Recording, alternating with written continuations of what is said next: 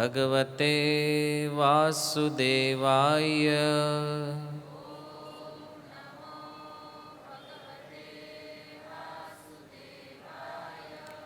ઓમ નમો ભગવતે વાસુદેવાય.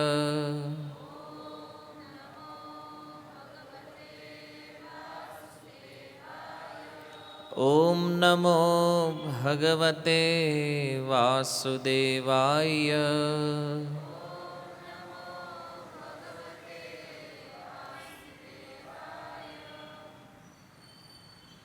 હરે કૃષ્ણ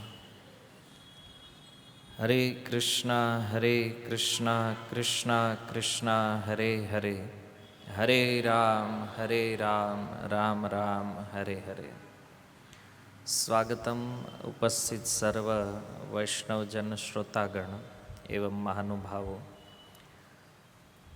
શ્રી આલવાર ચરિત્રની ચર્ચામાં ચોથા નંબરના જે આલવાર છે, તિરુમલીશૈ આલવાર, જેની ચર્ચા આપણે કરી રહ્યા છીએ. પૂર્વ સત્રમાં આપણે ચર્ચા કરી કે તિરુમલીશૈ આલવારનો જન્મ અતિ દિવ્ય છે.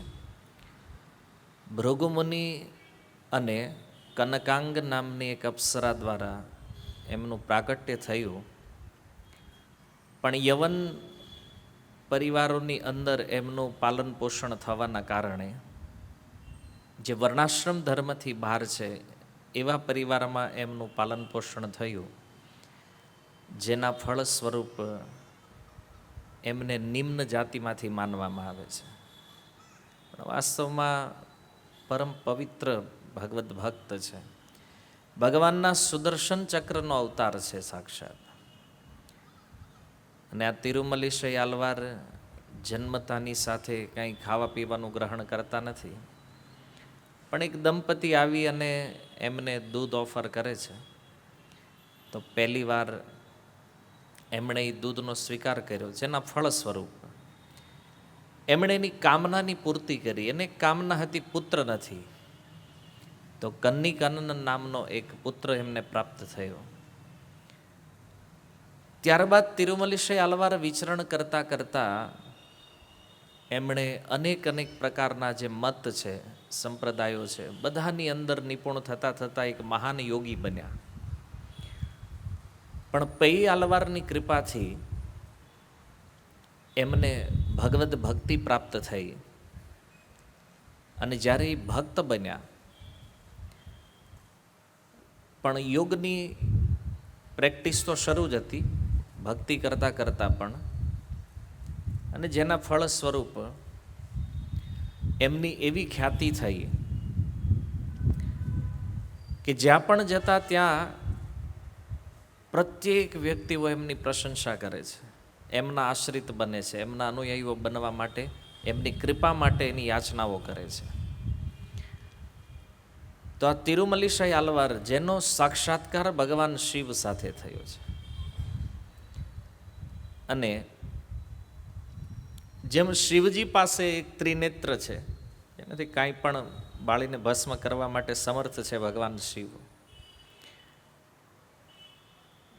તો તિરુમલીશૈ આલવારના જમણા પગના અંગૂઠામાં પણ એક ત્રિનેત્ર છે, જેનાથી શિવજીના પ્રભાવને નિરસ્ત કરી અને ભગવાન શિવ દ્વારા આ મહાન ભગવદ્ ભક્તનો આ જગતને પરિચય કરાવવામાં આવ્યો. ત્યારબાદ એક યોગી આવ્યો, એને સિંહ ઉપર સવાર થઈને. તો યોગ શક્તિમાં તો આલવાર એક્સપર્ટ હતા, એ ઓલાને ખબર નહોતી. એને એક વસ્ત્ર એમની સામે પ્રગટ કર્યું, પણ તિરુમલીશૈ આલવારે સ્વર્ગલોકના વસ્ત્રને પ્રગટ કર્યા એની સામે. તો પેલા યોગીને લાગ્યું કે આપણી સિદ્ધિ તો બેકાર છે. ત્યારબાદ એક રસાયણ શાસ્ત્રી એમની પાસે આવે છે, અને તિરુમલીશૈ આલવારે એને પણ બહુ સામાન્ય રીતે પરાસ્ત કરી દીધો. તો આ રીતે તિરુમલીશૈ આલવારે જોયું કે ઘણા બધા લોકો પ્રશંસા કરી રહ્યા છે, ઘણા બધા લોકો કંઈક ને કંઈક આવી યોગ સિદ્ધિઓના પ્રદર્શન માટે આવી રહ્યા છે, તો એને થયું કે આ બધું ભક્તિ માટે બાધા છે, એને આ બહુ આપણી નામના થાય તો લોકો ડિસ્ટર્બ વધારે કરે પછી. તો એમણે નક્કી કર્યું કોઈ એકાંત સ્થાનની અંદર જઈ અને ભજન કરવું છે. તો જે સ્થાનમાં બિરાજમાન છે એ સ્થાનને છોડી અને તિરુમલીશય આલવાર એક અન્યત્ર સ્થાનની અંદર ગયા છે, જ્યાં પૂર્વ 3 જે આલવારો છે એમની સાથે એમની મુલાકાત થઈ છે. તો કેવી રીતે મળ્યા છે એની ચર્ચા આપણે આજના સત્રમાં કરીશું. તો તિરુમલીશય આલવાર જે છે એ જ્યાં જ્યાં પણ ભગવાનના દર્શન કરવા માટે જતા, જે મંદિરોની અંદર ભગવાનનું દર્શન કરે છે ત્યાં ભગવાનની એક સુંદર સ્તુતિ કરે છે. અને ભગવાનની સુંદર સ્તુતિમાં એમનો મુખ્ય વિષય જે છે એ શું છે કે કેવી રીતે ભગવાન નારાયણ જે છે એ સર્વશ્રેષ્ઠ છે, નારાયણથી શ્રેષ્ઠ કાંઈ નથી. આ એમની જે સ્તુતિઓ છે એનો મૂળ વિષય છે. આજકાલ ભારત વર્ષની અંદર તમે જુઓ કે લોકો અલગ અલગ પ્રકારના દેવી દેવતાઓની ઉપાસના કરે છે, અમુક ભગવાનના એવા સ્વરૂપોની ઉપાસના કરે છે જે ભગવાન છે જ નહીં. પણ જો આ પૂર્વવર્તી આચાર્યો જે છે, તિરુમલીશય આલવાર કહે છે ભગવાન કૃષ્ણ ભગવાન નારાયણ જે છે આનાથી શ્રેષ્ઠ તત્વ બીજું કોઈ નથી, આ બધું જ એમાં છે. અને એ સાબિત પણ કરશે. એમના જીવનનો એક પ્રસંગ બન્યો છે કે જેટલા પણ દેવી દેવતાઓ છે, જેટલા પણ મહાપુરુષો છે, જેટલી પણ મહાન શક્તિઓ છે, આ બધું ભગવાન નારાયણને આશ્રિત છે. નારાયણ પરમ સત્ય છે. અને એવા ભગવાન નારાયણની સેવા કરવી આ જીવોનું પરમ લક્ષ્ય છે. બાકીની પ્રવૃત્તિઓ જે છે એનાથી કોઈ લાભ નથી. પણ આવું સમજવામાં વ્યક્તિને અનેક જન્મો લાગી જાય છે. નારાયણ જ પરમ સત્ય છે, આ સમજવું બહુ અઘરું છે. એટલે ગીતામાં ભગવાન કહે છે કે અર્જુન બહુનામ જન્મનામ અંતે જ્ઞાનવાન મામ પ્રપદ્યંતે. અર્જુન અનેક અનેક જન્મો વ્યતીત થાય ને ત્યારે વ્યક્તિને જ્ઞાન થાય છે કે કૃષ્ણ જે છે એ પરમ ભગવાન છે, નારાયણ જે છે એ પરમ ભગવાન છે. પણ શીલ પ્રભુપાદની કૃપાથી આ વાત આપણને બહુ અંદર ફીટ બેહી ગઈ છે. એને પ્રભુપાદજીની પરંપરામાં આવવાનો સૌથી મોટો ફાયદો શું છે ખબર? ભગવાનના વિષયમાં આપણને કોઈ કન્ફ્યુઝન નથી. બાકી બધા લોકો કન્ફ્યુઝ છે બહાર. એને કોઈ કહે છે નહીં આપણે માનવી તો ભગવાન છે, બીજા બધા ભગવાન છે, ને કોઈ દેવી દેવતાઓને ભગવાન માને છે, ને કોઈ તો ખબર નહીં કોઈ મનુષ્યોને ભગવાન માને છે. અને અમુક અમુક લોકોની બુદ્ધિ તો એટલી ભ્રષ્ટ થઈ છે, ભૂત પ્રેતને પણ ભગવાન માને છે. એને પ્રેતને માનવાવાળા છે ને લોકો આજે. ખબર જ નથી કોને ભગવાન કહેવા જોઈએ, કોની ઉપાસના કરવી જોઈએ. આ સમસ્યા છે. અને એટલા માટે જ્યારે આ વૈષ્ણવ આચાર્યોના સિદ્ધાંતોને જ્યારે આપણે સાંભળીએ છીએ ને શ્રવણ કરીએ છીએ તો એમાંથી આ વસ્તુ આપણને શીખવા મળે છે. કોઈ તર્ક નથી. જો તો એમણે જ્યાં એવી સ્તુતિઓ કરી છે કે નારાયણ પરમ ભગવાન છે, એને કહેવામાં આવે છે નાનમોહન તિરુવંદાદી, જેમાં 96 સ્તુતિઓ છે, 96. અને એમનો એક બીજો ગ્રંથ છે તિરુચંદ્ર વિરુત્તમ, એમાં 120 સ્તુતિઓ છે. તો આ જે બીજો ગ્રંથ છે એમાં એમણે વિશિષ્ટ અદ્વૈત મતની ચર્ચા કરી છે. વિશિષ્ટ અદ્વૈત મત આમ તો ઘણા લોકો માને છે કે રામાનુજાચાર્યથી પ્રારંભ થયો છે વિશિષ્ટ અદ્વૈત મત, પણ વાસ્તવમાં એવું નથી. રામાનુજાચાર્ય જ્યારે શ્રી સંપ્રદાયના આચાર્ય બન્યા ને એની પૂર્વથી આ વિશિષ્ટ અદ્વૈત મત આલવારો દ્વારા પ્રચલિત થયું છે. એટલે એની પૂર્વ પણ એ મત વિદ્યમાન હતો, પણ રામાનુજાચાર્યે એનો પ્રચાર કર્યો છે વિશેષ રૂપથી, વિશિષ્ટ અદ્વૈતવાદનો. તો પહેલેથી જ વિદ્યમાન છે. તો રામાનુજાચાર્યે આ મતને સ્થાપિત નથી કર્યો, પણ એમના પ્રચારના કારણે આ મત એમનો માનવામાં આવે છે. હાલાકી એમના પૂર્વવર્તી આચાર્યો જે આલવારો છે એના દ્વારા સ્થાપિત થયો છે. તો આપણે જોયું કે તિરુમલીશય આલવારના જીવનમાં એમણે અનેક અનેક ચમત્કારો બતાવ્યા. પણ શ્રીલ ભક્તિ સિદ્ધાંત સરસ્વતી પ્રભુપાદ કહે છે કે ભક્તો માટે ચમત્કારની કોઈ વેલ્યુ નથી. ભક્તો જે છે ને એ ચમત્કારમાં ન માને, એ સાક્ષાત્કારમાં માને છે. અને આજે આ દુનિયામાં છે ને ચમત્કાર હોય ને ત્યાં નમસ્કાર છે. અને આ પહેલેથી હાલ્યું આવે છે એવું. જ્યાં કંઈક ચમત્કાર દેખાય ને એટલે ધડાધડ નમસ્કાર પ્રારંભ થઈ જાય. પણ લોકોને ખબર નથી કે ચમત્કારો મોટા ભાગે હાથ ચાલાકી હોય છે, અથવા તો માની લો કોઈને કોઈ સિદ્ધિ પ્રાપ્ત થઈ છે તો એ સિદ્ધિઓ દ્વારા ચમત્કારો કરતા હોય છે. જો તત્વથી એક વાત સમજો, ચમત્કારને આધ્યાત્મિક વસ્તુ સાથે કોઈ જ સંબંધ નથી, કાંઈ જ લેવા દેવા નથી. છતાં આપણને એવું લાગે ના ના પેલા બાબા હારા છે ને ઓલો બાબા હારો છે. મને ભારતમાં બાબાઓની કમી જ નથી. તમે જોયું કોઈક હાથમાં જ સોનું કાઢે છે, કરે છે ને એવા ચમત્કારો. કોઈક ભભૂતિ કાઢે, કોઈક એવા કે તમારા મનની વાત શું છે ને એ એને ખબર પડી જાય. કોઈ ભવિષ્યવાણી કરે છે, સચોટ ભવિષ્યવાણી, જેવું બોલે એવું જ થાય તમારા જીવન. તો આવી બધી પ્રવૃત્તિઓથી લોકો પ્રભાવિત થાય છે. કયા લોકો પ્રભાવિત થાય? જે અજ્ઞાનીઓ છે, જેને વાસ્તવમાં અધ્યાત્મ તત્વનું કોઈ જ્ઞાન નથી. આ લોકો જલ્દી એમાં પરોવાય. અચ્છા, એક વસ્તુ તમે સમજો કે આ બધા ચમત્કારો જે છે આનાથી ફાયદો શું થાય? માની લો કોઈ હાથમાંથી સોનું કાઢે છે, શું ફાયદો છે એનો? કોઈ હાથમાંથી ભભૂત કાઢે તો ચૂલામાં કેટલી રાખ પડી છે ભાઈ, હું તકલીફ શું છે, લઈ લઈને ત્યાંથી સીધું. માની લો કોઈ વ્યક્તિ મનની વાત જાણી લે છે, શું ફાયદો છે એનાથી? માની લો તમે કોઈ સામેવાળાના મનની વાતને જાણી શકો, આવી સિદ્ધિ તમને મળી જાય, તો તમે આત્મ સાક્ષાત્કારને પામશો? જન્મ મૃત્યુથી મુક્ત થઈ શકશો?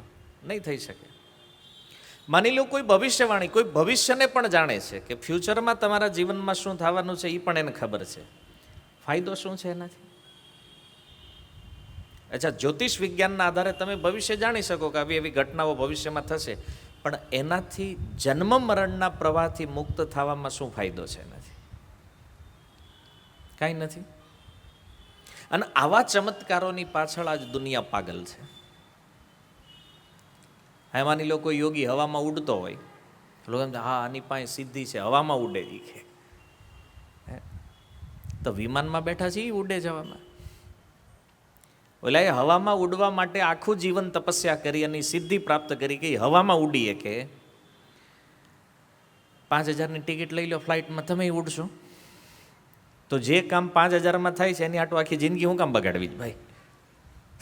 હોવી જોઈએ ને.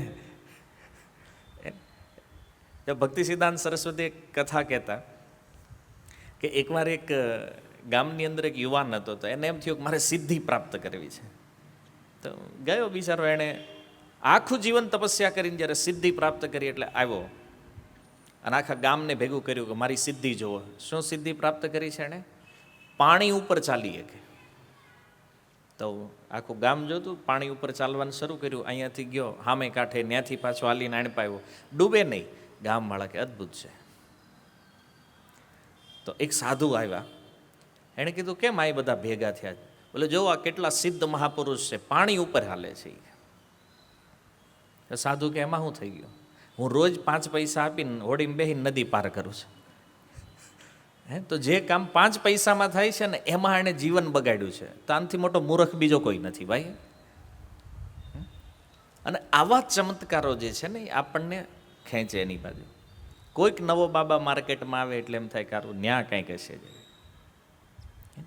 ભક્તિમાં એટલી શ્રદ્ધા નથી, કેમ કે અધ્યાત્મને સમજતા નથી. તો અજ્ઞાન જે છે ને એ જ ચમત્કારો એને આકર્ષિત કરી શકે. જેને વાસ્તવમાં નોલેજ નથી ને આ લોકો ચમત્કારોથી પ્રેરિત થાય, એનાથી આકર્ષિત થશે. પણ ભક્ત ક્યારેય આવા ચમત્કારોથી આકર્ષિત થતા અને ચમત્કાર કરતા પણ નથી. એને એ ચમત્કારમાં કોઈ રુચિ તો નથી, પણ એમાં જો સામર્થ્ય હોય તો એ ચમત્કાર કરતા પણ નથી, કારણ કે આ ભક્તિનો વિષય નથી. જો એક સામાન્ય ભક્ત જે છે એ શું કરે છે? મંદિરોમાં જશે, ભગવાનના દર્શન કરે છે, ભગવાનની સેવા કરે છે, ભગવાનનું નામ જપે, ભગવાનના વિષયમાં સાંભળે છે. આ ભક્તિના અંગો છે. તો આ કરવાથી એ જન્મ મરણથી મુક્ત થશે, એને આત્મ સાક્ષાત્કાર પ્રાપ્ત થશે, ભગવત સાક્ષાત્કાર પ્રાપ્ત થશે. કેવલ સિમ્પલ કાર્ય છે. મંદિરોમાં જાઓ, સેવા કરો. કેમ? જો ભક્તિનો બીજો અર્થ છે સેવા. કોઈ એમ કહે છે અમે ભક્તિ કરીએ, ભજન કરીએ છીએ, એનો અર્થ શું છે? સેવા. શીલ પ્રભુપાદના ગ્રંથોમાં તમે જો ભક્તિનો અર્થ શું છે? ભગવાનની પ્રેમમય સેવા. તમે પ્રેમથી કૃષ્ણ માટે કંઈક કરો છો, ભગવાન માટે કંઈક કરો છો, અને એના બદલામાં ભગવાનને પોતાની બાજુ આકૃષ્ટ કરો છો. આનું નામ ભક્તિ છે. અને એક યોગી એ શું કરે છે? કાંઈ નથી કરતો, ખાલી ચમત્કાર બતાવે જ્યાં એની પાસે બીજું કાંઈ કામ નથી. માનો એને એક સિદ્ધિ પ્રાપ્ત થઈ છે તો જ્યાં હોય ને એનું પ્રદર્શન કર્યા કરશે, એનાથી વધારે બીજું કંઈ કરતો નથી. જ્યારે એક ભક્ત પ્રતિદિન ભગવાનની સેવા કરે છે અને સેવા દ્વારા એ આનંદ પ્રાપ્ત, એ સુખને પ્રાપ્ત કરે છે, તો આ સૌથી મહત્વપૂર્ણ વિષય છે ભગવાનના ભક્તો માટે. પણ જુઓ, એનો અર્થ એવો નથી કે ભક્તો ચમત્કાર નથી બતાવી શકતા. ક્યારેક ક્યારેક આ અજ્ઞાનીઓ બહુ છેડછાડ કરે ને ભગતની, તો ભાઈ બતાવી દે ક્યારેક. હે ને, બંગાળમાં એકવાર એવું થયું, ઠાકુર ભક્તિ વિનોદ, ભક્તિ સિદ્ધાંત સરસ્વતીના પિતાજી હવારમાં દાંતણ કરતા હતા. તો બંગાળમાં એક યોગી આવ્યો, હવામાં ઉડતો હતો. અને ભારતમાં આવું હતું પહેલાં, અમેરિકાનો તો હમણાં આપણો દેશ આઝાદ થયો એ પહેલાં એવું જ માનતા હતા, ભારત શું છે બોલી જાદુગરનો દેશ છે. હે ને, કે ભારતમાં હોય તો કે બધું કોઈક આમ ઉડતા હોય ને કોઈક આમ લટકતા હોય ને, એના મનમાં આવી છાપ ભારત વર્ષની. એમ તો યોગી આવ્યો આકાશમાં ઉડતો, એટલે ગામવાળા બધા ભેગા થઈને આવ્યા. એ કે તમે કહો છો ભગવાનનું નામ લ્યો, ભગવાનનું નામ લ્યો, આ જોવો લ્યો આકાશમાં ઉડે છે. કે આવું તમે કરી શકો? આ ભક્તિનો ઠાકોરે વિચાર કર્યો, લાતો કે ભૂત બાતો સે માનેંગે નહીં. હે ને, અજ્ઞાનીઓને સીધી વાત જલ્દી સમજમાં નથી આવતી. તો ભક્તિનો ઠાકોર દાંતણ કરતા, દાંતણની ચીર કરી, બે એક ચીર નાખી, એ એક ચીર ઉપર ઉભા રહીને ઓલા યોગી કરતા ઉપર માંડ્યા ઉડવા. ભક્તિનો ઠાકોર આપણી પરંપરાના આચાર્ય છે. તો એવું નથી કે ભક્ત ચમત્કાર નથી કરી શકતો, પણ આ ચમત્કાર જે છે ને એ ભક્તિનો નાશ કરવા વાળો છે. એટલા માટે ભક્તો આમાં વિશ્વાસ નથી કરતા. અને ચમત્કારથી કોઈ ફાયદો નહીં, કેવલ પોતાની પ્રસિદ્ધિ થશે, પોતાની પ્રશંસા થશે, આનાથી બીજું શું મળવાનું છે? તો ભક્તિનો ઠાકુરે સમજાવ્યું કે જુઓ, એવું નથી કે આપણે આ નથી કરી શકતા, પણ આ કરવાનું એ નથી, આપણે માળા કરવાની છે, ભગવાનનું નામ લેવાનું છે. કેમ? કારણ કે આ પરમ સિદ્ધિ છે, ભગવાનનું નામ. આમાં બધું જ આવી ગયું છે. પણ શ્રદ્ધાનો અભાવ હોય, વિશ્વાસ ઓછો હોય, એટલે આ બધી વસ્તુઓમાં આપણને આમ લાગે નહીં. અત્યારે ટીવીમાં જોવે ને બાબાઓના ચમત્કાર જોવે ને તો એમ થાય આ આપણે આ ખોટું હરે કૃષ્ણ કરીએ છીએ, આ બરાબર છે. જો અત્યારે હાલે છે ને કે તમે જાઓ, તમારા મનની વાત કહી દે, તમારા મનમાં શું છે, તો શું ફાયદો છે એનાથી? આમ જ તમારી પોલ કોકને ખબર પડશે બીજા કે તમે શું વિચારો છો, શું ખોટું. ઘણા પકડાય છે ને તોય પાછા ન્યા જઈને બે, કોઈ ફાયદો નથી આનાથી. તો આવું બધું થાય છે. પણ ભક્ત ક્યારેક ક્યારેક ચમત્કાર બતાવે, સન્માન માટે નહીં, પણ ભક્તિની સ્થાપના કરવા માટે. કારણ ક્યારેક ક્યારેક એવો માહોલ ઊભો થાય કે લોકોને એવું લાગે છે કે ભક્તિ કરતાં વધારે બેટર છે. તો આવા લોકોને સમજાવવા માટે ક્યારેક ક્યારેક ચમત્કાર દેખાડવો પડે છે. તો આવા આચાર્યો જે છે એ ભક્તિની સ્થાપના કરે છે આ સિદ્ધિઓ દ્વારા. તો અહીંયા પણ જ્યારે ચમત્કારોનો માહોલ વધ્યો તો તિરુમલીશય આલવારે વિચાર કર્યો કે હવે કંઈક એકાંત સ્થાનમાં વયા જાય જ્યાં ભજન થઈ શકે. કારણ કે પ્રસિદ્ધિ જે છે ને એ ભક્તને પ્રિય નથી, અને જેને પ્રસિદ્ધિ પ્રિય છે તો સમજી લો કે એ ભગત નથી. બહુ સિમ્પલ મેથડ છે ભક્તને ઓળખવાની. આમાં તો દિવ્ય દેશમની અંદર દર્શન કરતા, ભગવાનની સુંદર સ્તુતિ કરતા. હવે જો દિવ્ય દેશમ શું છે? ભગવાનના એ મંદિરો જ્યાં ભગવાનના સ્વયંભૂ પ્રગટ વિગ્રહો છે, જે મંદિરની અંદર ભગવાનના શ્રી વિગ્રહનું દર્શન આલવારોએ કર્યું છે એને દિવ્ય દેશમ કહેવામાં આવે છે. તો ત્રણેય આલવારો જે છે, પેઈ આલવાર, પોઈગે આલવાર અને ભૂતમ આલવાર, ત્રણેય દિવ્ય દેશના દર્શન કરતા કરતા અચાનક એક સ્થાનમાં ભેગા થયા. પાછા મહિસાર નામનું આ જે સ્થાન છે, તો આ ત્રણેય આલવાર અને મહિસાર નામના સ્થાનની નજીક એમણે જોયું કે થોડે દૂર એક તેજ, એક પ્રકાશ દેખાણો એમને, અને એ તેજ જોઈને દૂરથી પ્રણામ કર્યા એમણે ત્રણેય આલવારોએ.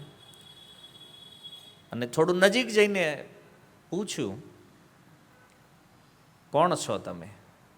તો એ પ્રકાશમાંથી જવાબ આવ્યો, આવો પદ્મજ, પદ્મજ કમળ ઉપર જેનો જન્મ થયો છે એને, કૈરવજ, કૈરવ પુષ્પ ઉપર, માધવજ, જે માધવીના પુષ્પ ઉપર જેનો જન્મ થયો છે.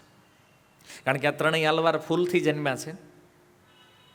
તો એ પ્રકાશમાંથી અવાજ આવ્યો, આવો તમારું સ્વાગત છે, પ્રણામ. પરિચય થયો એકબીજાનો અને ખબર પડી આ તિરુમલ્લી શાહી આલવાર છે. તો અહીંયા ચારેય આલવારોનું મિલન થયું છે. આ ચારેય આલવારો મળ્યા અને સિદ્ધાંત તમે જાણો છો, ભગવાનના ભક્ત જ્યારે મળે છે ત્યારે શું કરે છે? ભાગવત કથા, ભાગવત ચર્ચા. તો ચારેય ભગવત ચર્ચા અને સાધુ સંગ પ્રાપ્ત કરી અને એકબીજાને પરમ સૌભાગ્યશાળી માનવા લાગ્યા કે નહીં, આપણું પરમ સૌભાગ્ય છે કે આપણને આ સંગ પ્રાપ્ત થયો છે. ઘણીવાર લોકોને છે ને ભક્ત હારે જામે નહીં. એટલે તમે કોઈ ભક્ત તમને મળે ને તમને મજા ન આવે ભક્ત હારે, તો સમજી લો કે હજી તમે ભગત થયા નથી. કેમ? ભક્તનો શ્રેષ્ઠ આનંદ છે કોઈ ભક્ત સાથે મળવું.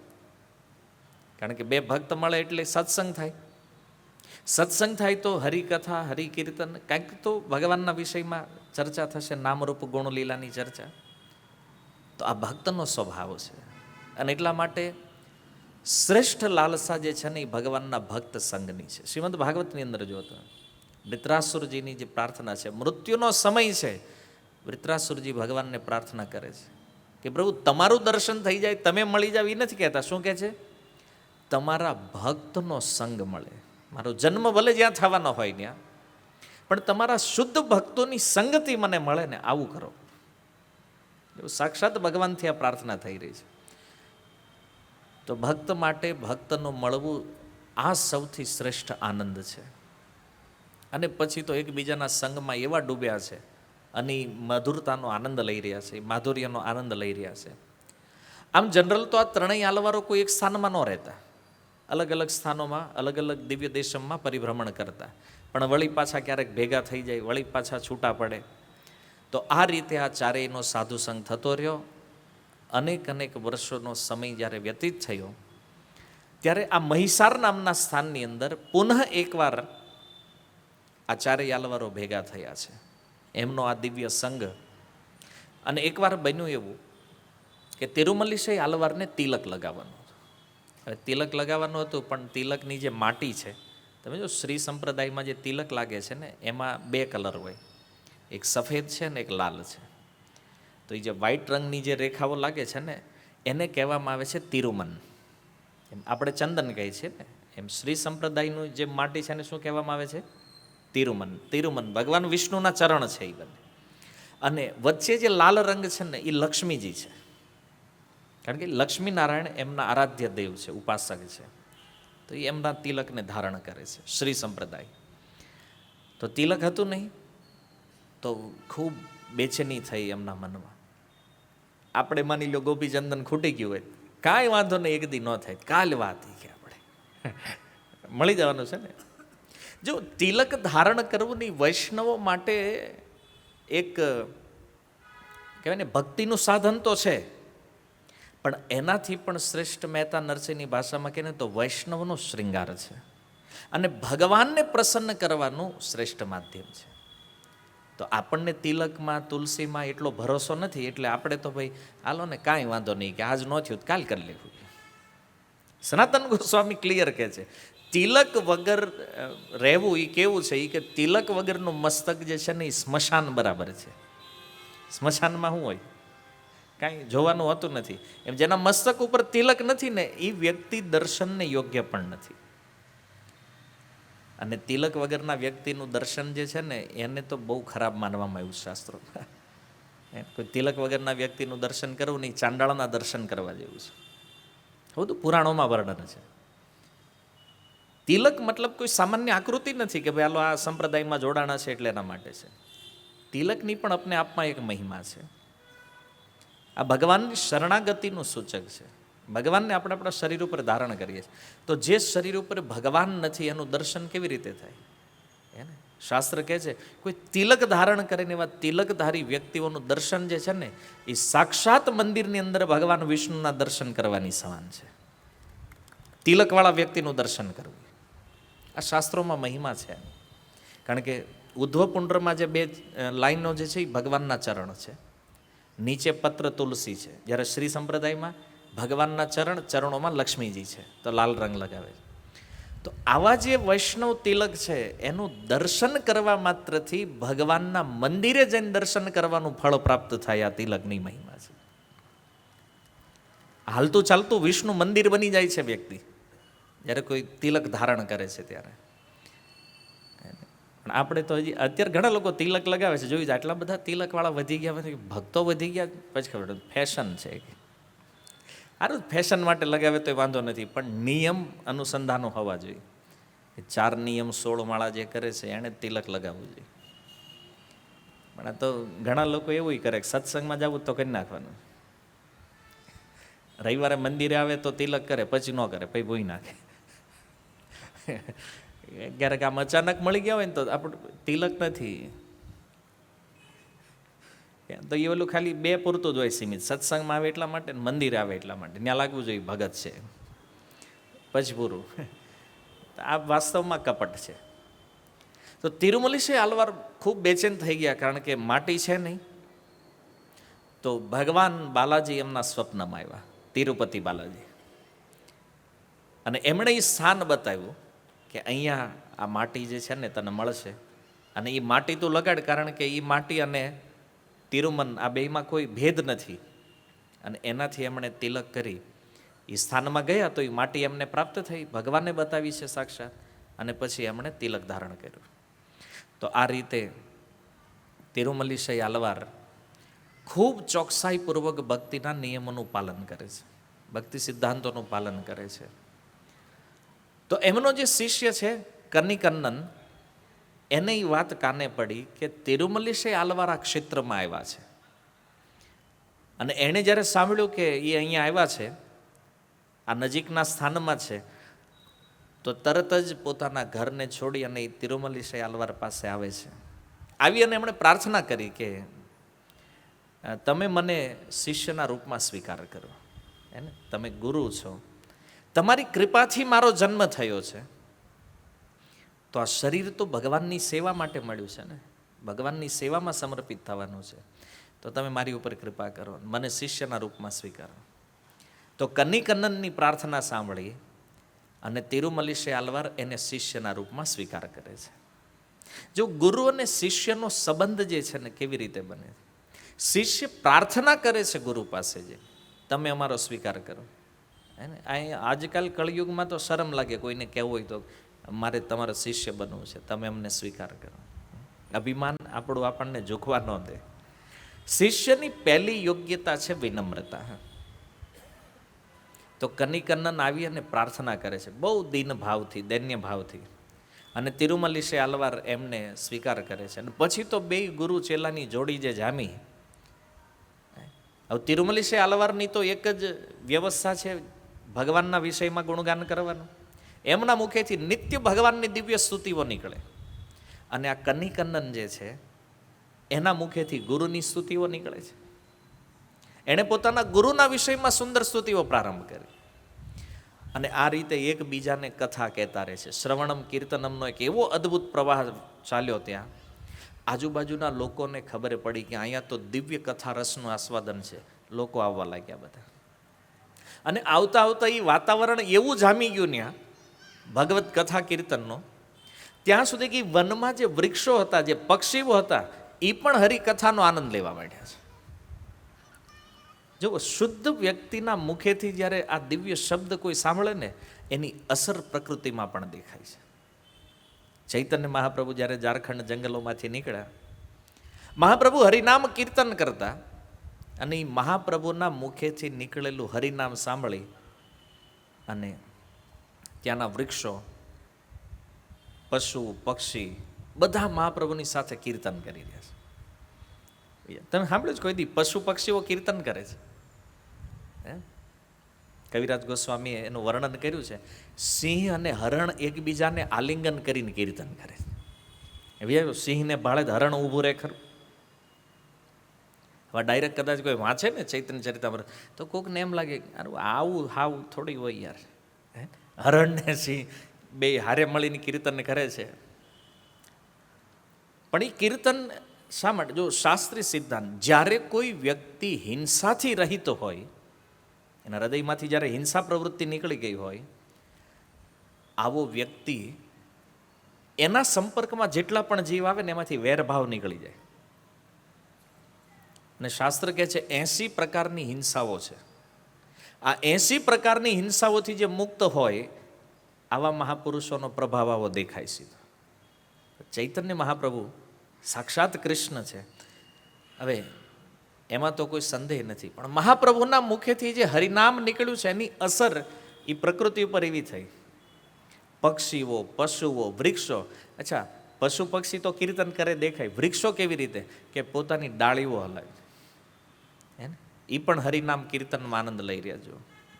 અને આ રીતે જ્યાં જ્યાં મહાપ્રભુ નીકળ્યા છે એવા પ્રત્યેક જીવ જે એકબીજાના વિપરીત સ્વભાવવાળા છે એનો વેરભાવ શમન થઈ ગયો છે. અને એવી જ સેમ સ્થિતિ અહીંયા ઊભી થઈ છે. ક્યાં? જ્યાં તિરુમલીશય આલવાર અને આ કનિકન્નન બે હરિકથા કીર્તન કરી રહ્યા છે, એવું દિવ્ય વાતાવરણ બન્યું.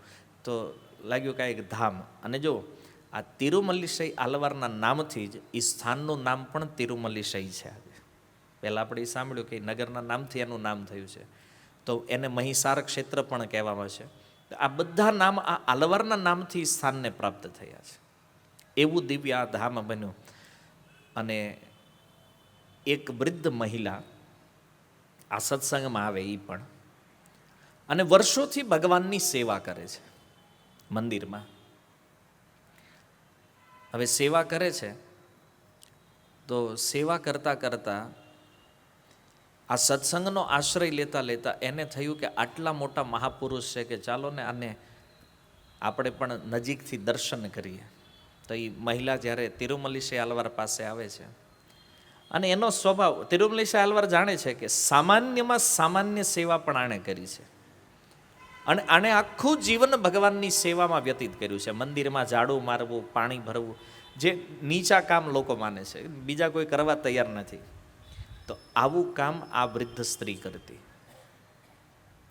અને ઘણા વર્ષો સુધી એની સેવા થઈ. તિરુમલીશય આલવાર પ્રસન્ન થયા કે આણે ભગવાનની સેવા કરી છે, તો આને કાંઈક આપવું છે. તો એ સ્ત્રી જ્યારે એમની પાસે આવે છે, તિરુમલીશય આલવારે કીધું કાંઈક વરદાન માગી લેતું, તારી જે ઈચ્છા હોય એની પરિપૂર્ણ કરીશ.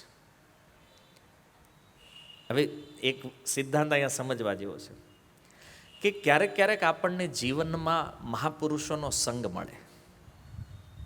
આમ આપણી યોગ્યતા ન હોય, આપણી કોઈ લાયકાત ન હોય, પણ મહાપુરુષોની કૃપા એવી છે કે એ આપણને રાખે આપણી યારે. વાંધો નહીં, આને રાખો. કેમ? કારણ કે આજ ભલે બગડેલો, આમાં કાંઈક સુધાર થાય ક્યારેક, હે ને.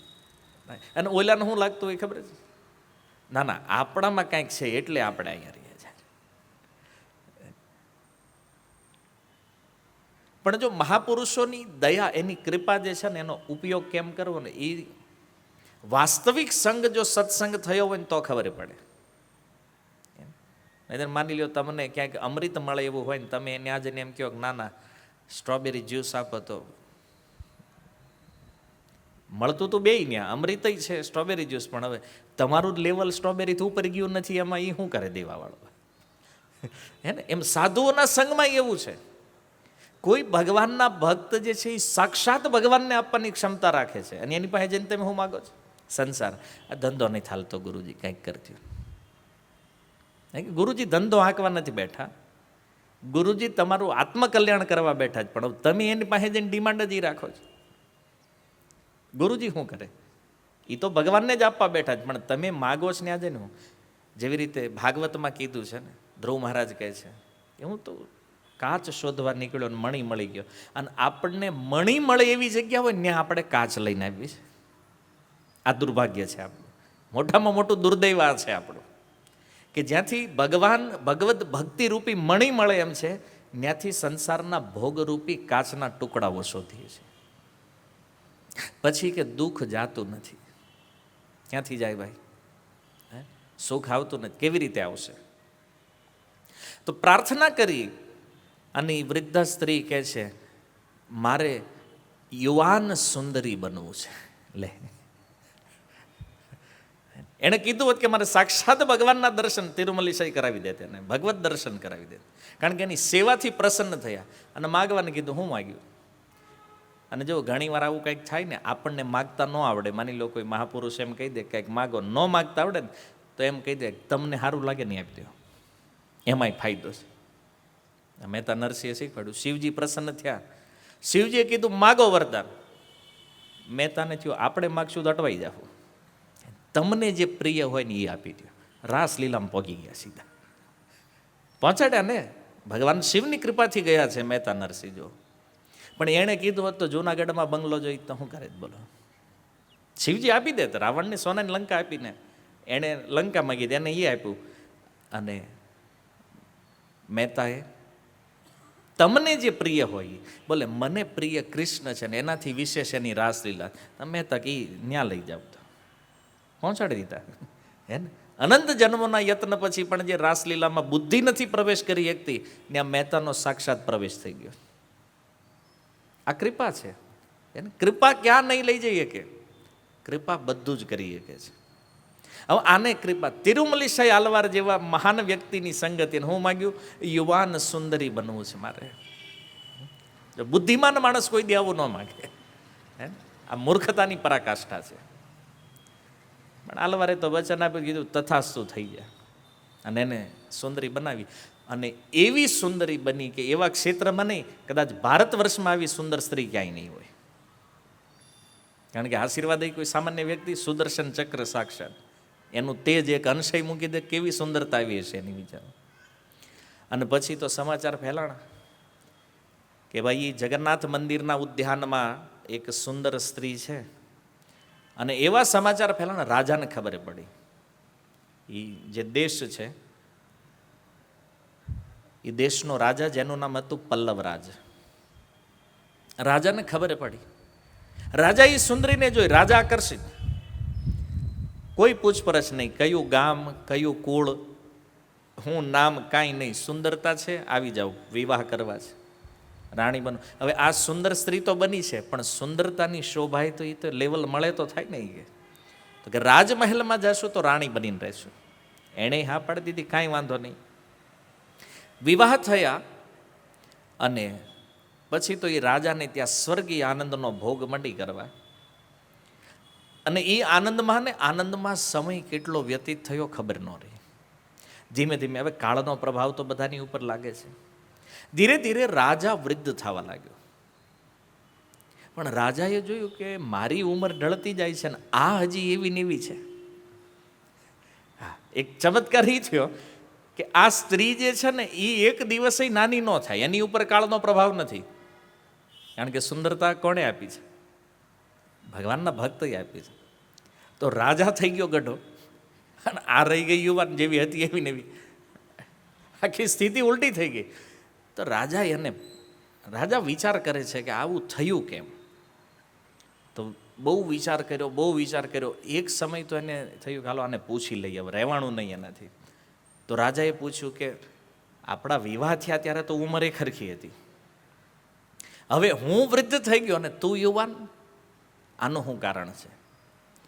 ત્યારે એ સ્ત્રી કહે છે કે આપણે ત્યાં મંદિરના ઉદ્યાનમાં એક યોગી છે, ભક્તિસાર, મારા ગુરુ છે, અને એની કૃપાથી મને આ યુવાની મળી છે. અને એટલા માટે હું ક્યારેય વૃદ્ધ થતી નથી, હંમેશા માટે યુવાન રહું છું. સાધુઓનો આશીર્વાદ તે ભૂખા કાઢી નાખે ભાઈ. એને નાનું મોટું યુવાની સુંદરતા લેવાની ટ્રાય કરે, એક જ આશીર્વાદ, એવી સુંદરતા જેની ઉપર કાળનો પ્રભાવ નથી. તો રાજાને વિચાર થયો કે આ તો અદ્ભુત યોગી છે, આપણા રાજ્યમાં છે અને આપણને ખબર નથી. તો એને રાણીને પૂછ્યું કે એ કઈ રીતે મળે, મારે એને મળવું હોય તો રાજા છે ને, તો એના લેવલથી એને એમ ક્યાંય બોલાવી લઈશું આપણે રાજમહેલમાં. તો એણે કીધું કે એને મળવું તો બહુ સરળ નથી, પણ એનો શિષ્ય જે છે કન્નિકન્નન, એ આપણે ત્યાં ભિક્ષા માગવા આવે છે રોજ, તો એની હારે કંઈક ચર્ચા કરો, કદાચ મુલાકાત ગોઠવાઈ જાય, કારણ કે શિષ્યથી જ ગુરુનો પરિચય થશે. ત્યાં કન્નિકન્નન પણ મહાન ભક્ત છે, એ જો કૃપા કરે તો ભક્તિસારના દર્શન થશે તમને, તો તમે એને કંઈક વાતચીત કરો. હવે રાજા તો રાજાના અભિમાનમાં છે. બીજા દિવસે દરબાર ભરાણો, કન્નિકન્નન આવે છે ભિક્ષા માગવા માટે ક્ષેત્રમાં. તો રાજાએ સૈનિકોને આદેશ આપ્યો કે એને રાજમહેલમાં લઈને આવો, અહીંયા સભામાં. તો સૈનિકો ગયા, એને બોલાવીને લાવી અને રાજાએ કીધું કે મેં સાંભળ્યું છે કે તમારા ગુરુ જે છે ભક્તિસાર તિરુમલ્લી શૈ આલવાર આપણા રાજ્યમાં નિવાસ કરે છે, અને એની કૃપાથી મારી જે રાણી છે એને યુવાની પ્રાપ્ત થઈ છે. તો અદ્ભુત ચમત્કારી મહાપુરુષ છે, મારે એને મળવું છે, એનાય બોલાવો. ત્યારે કન્નિકન્નન કહે છે કે રાજન, મારા ગુરુ એવા મહાપુરુષ છે, એવા મહાન સાધુ છે, એ કોઈની પરવા કરતા તમે એના બોલાવો નહીં આવે. સંભવ, અરે હું રાજા છું આ રાજ્યનો, હું આદેશ આપું છું એને ક્યાં અહીંયા આવે. એ કે તું નહીં, આ દુનિયા આખી પૃથ્વીનો કોઈ રાજા આદેશ આપે ને તો એના આદેશની એને કાંઈ નથી પડી. એને એ કેવલ એક જ વ્યક્તિનો આદેશ માને છે, એ ભગવાન નારાયણનો. એને બીજું કોઈ એને આદેશ કરી ન હોય કે. જાણો છો ને, સાધુઓની જે સાધુ કોઈનાથી ભયભીત નથી. કેમ? કારણ કે અભય પ્રદાન કરવાવાળા ભગવાનનું જેણે શરણ લીધું છે એને કોનો ભય છે ભાઈ? રાજા હોય તો શું છે, એ નહીં આવે. રાજાઓની અભિમાન હોય કે ભાઈ આપણે કહીએ એટલે ગમે એ હાજર થઈ જાય, પણ સાધુઓ ત્યાંથી બહાર છે. તો રાજાને ખબર પડી ગઈ કે આ કંઈક અલગ લેવલના સાધુ લાગે છે, એ તો નહીં આવે અહીંયા. તો રાજાએ કીધું કાંઈ વાંધો નહીં, એ આવે કે ન આવે એ વાતને સાઈડમાં છોડો. તમે, મેં સાંભળ્યું છે તમે સારા ભક્ત છો અને કવિતા બહુ સારી કરો, તમે મારા ગુણગાન કરો. એ કવિતા બનાવો મારી ઉપર. રાજા કહે છે મારા ગુણગાન ચાલુ કરો. તો કન્નિકન્નન કહે છે કાંઈ વાંધો નહીં, કવિતા બોલો. અને એક કવિતાની એણે રચના કરી, નાન્યાન. અને કવિતાનો સાર એ હતો કે મારી આ જે જીહવા છે, મારી જીહવા સંસારના ગુણગાન કરવા માટે નથી, આ ભગવાનના ગુણગાન કરવા માટે છે. આ સાંભળ્યું ને રાજાનો તો મગજ ફાટી ગયું. હવે રાજાની સામે કેવું, કારણ કે તું એક તુચ્છ મનુષ્ય છો અને આ જીહવાથી તારું ગુણગાન કરીશું સંભવ નથી. આ જીહવા પ્રાપ્ત થઈ છે ભગવાનના ગુણગાન. રાજાનો ક્રોધ વધે, એટલે કવિતા ચાલુ જ રાખી. એની કવિતા બોલે આને પર રાજા ઓર વધારે ગરમ થતો જાય. અને જો દુનિયામાં આ એક રોગ છે મોટો. શું રોગ છે? હરેક વ્યક્તિ એકબીજાની પ્રશંસામાં લાગેલા છે. આ ધંધો હાલે છે બધી બાજુ. તમે જુઓ, ક્યાંય કોઈ નોકરી કરવા જાય, શેઠની પ્રશંસા કરે, અંદરથી ખબર છે આમાં કાંઈ લેવાનું નથી, આને કંઈ ખબર નથી પડે, પણ શું કરે, શેઠ છે તો પછી એને કરવી પડે પ્રશંસા. પછી શેઠને ખબર પડે કે આ કારીગરની જરૂર છે, આપણે ભલે પસંદ ન કરતો હોય, પ્રશંસા કરવી પડે. ના ભાઈ, તારી સિવાય તો આપણું કામ હાલે એમ જ નથી, એને રાખવો પડે. તો ક્યારેક ક્યારેક ગરજ હોય એટલે લોકો પ્રશંસા કરે ને ક્યારેક ક્યારેક તો એવું બને છે ખબર જ નથી કે એનામાં એ ગુણ પ્રશંસા લાયક છે કે નથી, તોય કરે જ લોકો. જેમ એક ગધેડો બીજા ગધેડાની પ્રશંસા કરે, એમ આ દુનિયાની અંદર આ પ્રશંસાનો જે મૂળ છે ને એ આવું છે. લોકો એ નથી જાણતા કે વાણીનો ઉપયોગ શું છે. વાણી ભગવાનના ગુણગાન કરવા માટે, સંસારના નહીં. અને તોય લોકો જોવો રાત દિવસ સંસારની જ કથાઓ કર્યા કરે, ગ્રામ્ય કથા. તમે આજે જુઓ સોસાયટીના નાકે જે બેહવાવાળી બેઠકો છે, આમાં ચર્ચા શું હોય? ગ્રામ્ય કથા દુનિયાભરની કથાઓ એમાં હાલતી હોય, ભગવાન સિવાય બધી જ કથા હોય એમાં. કાળ તરફ લઈ જવા વાળી આ કથાઓ છે, છતાં એ બોલે છે.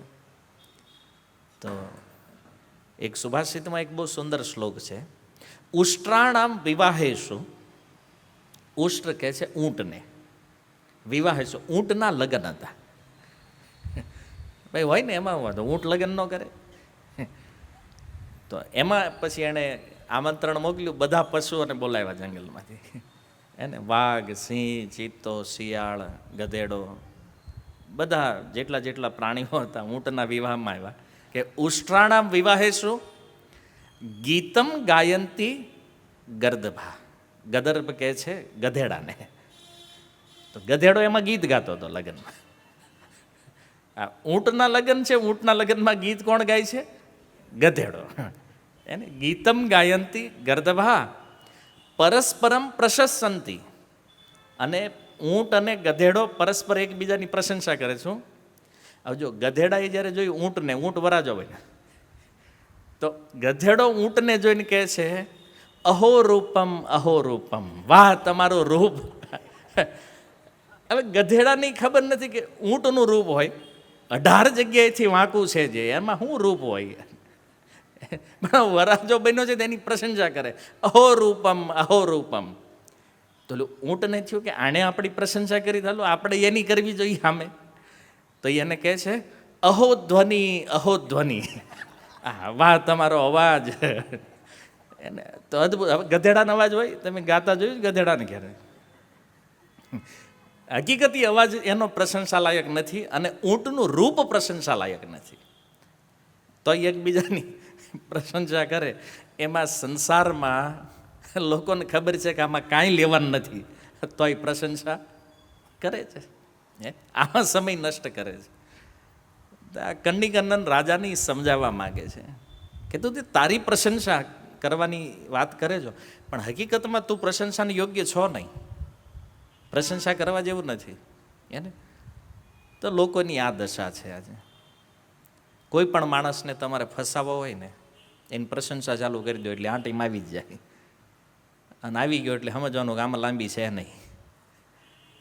આ કેટેગરીમાં છે પરસ્પરમ પ્રશંસંતી, આપસમાં એકબીજાની પ્રશંસા કરી અને એકબીજાને ફસાવે છે. તો પલ્લવરાજ કવિતા સાંભળી બિચારો ગુસ્સે થઈ ગયો. એ કે મારા રાજ્યમાં આવી, મારી સામે ઊભા રહી અને મારું આવું અપમાન. હવે તો રાજાઓનું નક્કી ન હોય, રાજા વાજાને વાંદરા ક્યારે બગડે ખબર નહીં ભાઈ, એને ક્યારે કૃપા કરે ક્યારે બગડી જાય, આનું કાંઈ નક્કી નહીં. તો રાજા ગુસ્સે થયા. રાજે કીધું આવો વ્યવહાર, મારી સામે ઊભા રહીને મારી આવી નિંદા. હકીકત એની નિંદા નથી. જો કન્નન તો ભક્તિ સિદ્ધાંતોનું પાલન કરે છે, કારણ કે એ શિષ્ય છે, વૈષ્ણવ છે, ભક્ત છે. તો ભક્તનો સ્વભાવ છે ભગવાનના ગુણગાન કરશે. કોઈ સાંસારિક વ્યક્તિનું ગુણગાન શા માટે કરે છે કોઈ? તો રાજાએ કીધું કે તે મારું અપમાન કર્યું છે. હવે જો અપમાન છે ને, એ એક બહુ ખતરનાક વસ્તુ છે. લોકો માની લે મારું અપમાન થયું છે. હકીકત કોઈનું અપમાન કરવાનો ઈરાદો ન હોય, પણ એ માની લે કે મારું અપમાન થયું, તો એનું શું કરવું ભાઈ? તમે અહીંયા આવ્યા, હવે તમને અહીંયા કોઈએ બોલાવ્યા નહીં, તમે આવીને છેલ્લે બેઠા, પ્રવચન સાંભળીને પ્રસાદ લઈને વયા ગયા, પછી નક્કી કરો ઘરે જઈને હવે આ ફરીને જવું નથી, અહીંયા આપણું અપમાન થયું છે. ભાઈ અહીંયા ખબર નથી ભાઈ તમે કોણ છો, એ તમારું અપમાન તો શું છે કોઈ વિચારે નથી, પણ તમે એવું માની લો કે મારું અપમાન થયું કે આનું ક્યાં સોલ્યુશન લેવા દો.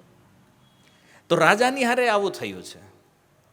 કન્નનનો કોઈ એવો ભાવ નથી કે એનું અપમાન કરવું છે. એ તો સત્ય હકીકત જે છે એ કહી રહ્યા છે કે વાણી ભગવાને આપી છે, તો એનો એકમાત્ર ઉપયોગી છે ભગવાનનું ગુણગાન કરવું જોઈએ.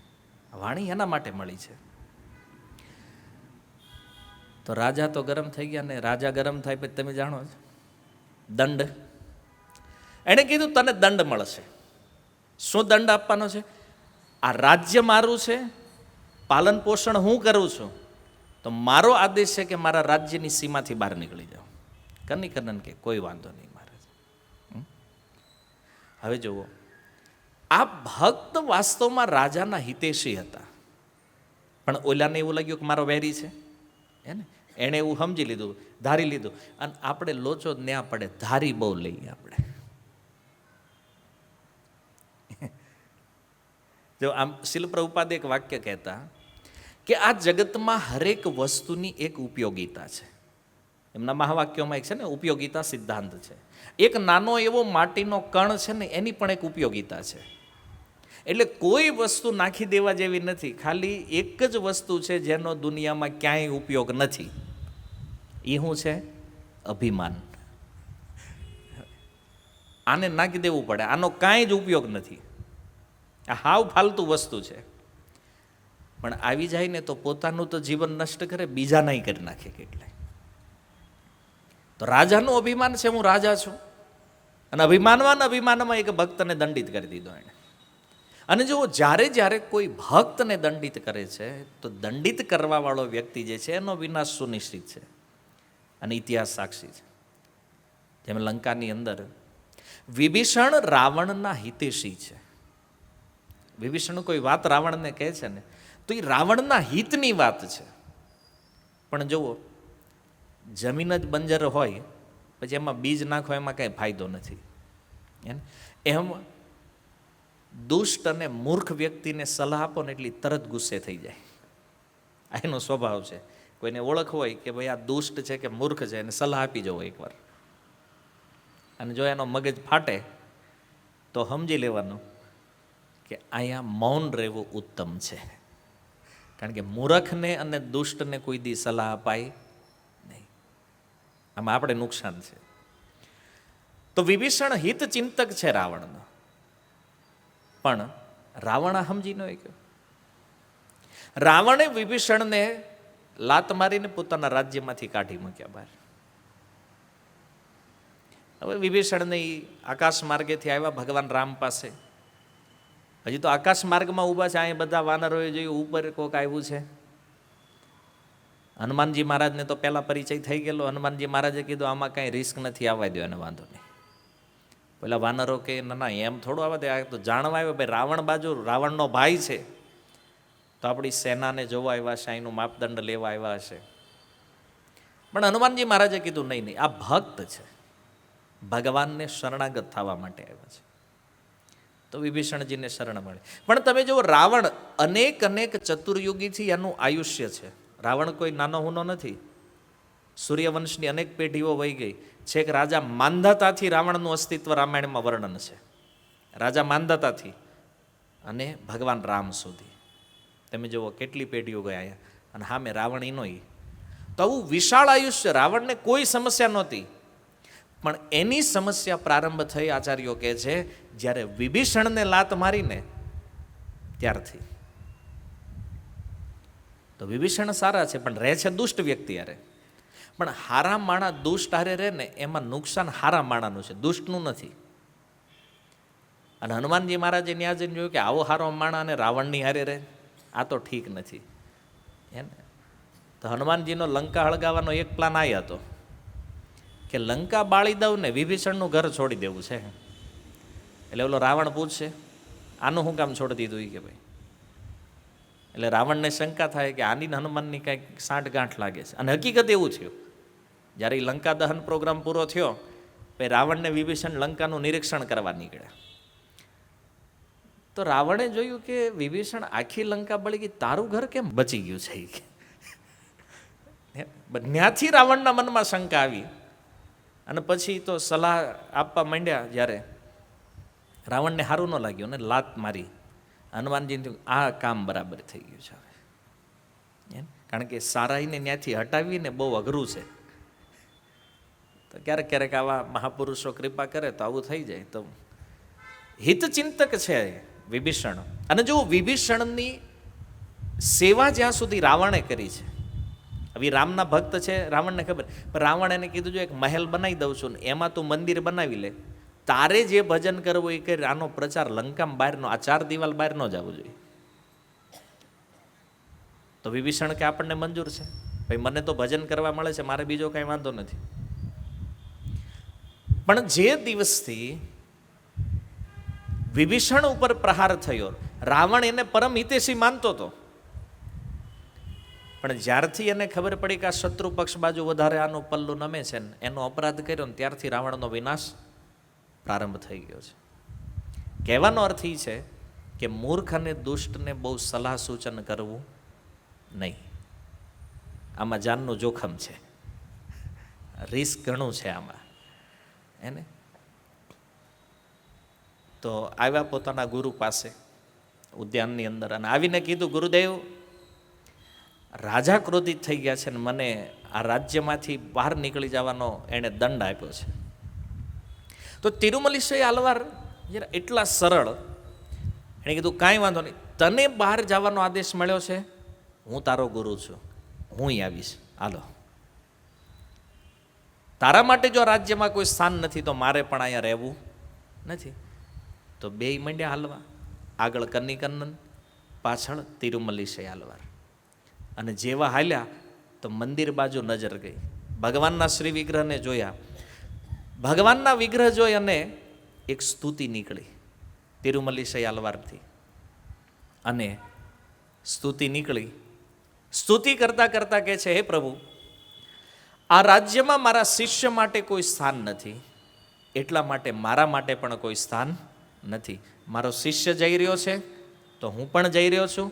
તો પ્રભુ તમે પણ એક કામ કરો, અનંત શેષને હંકેલી લ્યો, લક્ષ્મીજીને હારે લઈ લ્યો અને પોટલા બાંધો, આપણે નીકળી જવું છે અહીંથી. હા, આ સ્તુતિ છે ભગવાનને. એણે પ્રાર્થના કરી, તો પ્રાર્થના કરી તો ભગવાનને માની લીધી. અનંત શેષને હંકેલી લીધા ભગવાને, જે શૈયાના રૂપમાં છે ને. લક્ષ્મીજીને કીધું હાલો હારે, અને ભગવાન હાલ્યા મંદિરમાંથી. આગળ કન્નિકન્નન, પાછળ તિરુમલીશય આલવાર, એની વાહે ભગવાન લક્ષ્મીજી હારે. તો જેટલા પણ દેવી દેવતા હતા એ રાજ્યમાં, ક્યાંક ગણેશજીની મૂર્તિ હતી, ક્યાંક હનુમાનજીની હતી, કે જે દેવતાઓને એ માનતા હતા, બધા દેવી દેવતાઓએ વિચાર કર્યો કે જો ભગવાન અહીંયા ન રહે, આપણે તો એ ભગવાનના સેવક છીએ, તો આપણા સ્વામી જો અહીંયા ન રહે તો આપણે રહીને શું કામ છે? તો જેટલા દેવી દેવતાઓ હતા બધી પ્રતિમાઓ મંડી ચાલવા ભગવાનની પાછળ. હવે જો એક અદ્ભુત સરઘસ બની ગયો, આગળ શિષ્ય, પાછળ ગુરુ, એની પાછળ ભગવાન ને એની પાછળ બધા દેવતા. તમને પહેલાં કીધું ને, બધા દેવતાઓનું મૂળ કોણ છે? ભગવાન છે. અને આ ઘટનાથી સિદ્ધ થયું, બધા દેવતાઓ ભગવાનને ફોલો કરી રહ્યા છે, બધા ભગવાનની પાછળ, બધા મંદિર ખાલી આખા રાજ્યમાંથી.